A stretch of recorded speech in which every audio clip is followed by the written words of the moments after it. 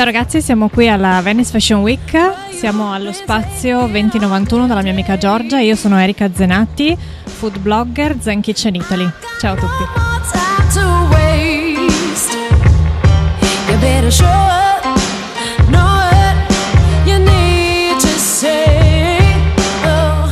Grazie alla Venice Fashion Week per darci la possibilità di presentare la nostra boutique e i nostri prodotti. Siamo molto contente della presenza, dell'affetto e della gioia che ci ha coinvolte. Grazie.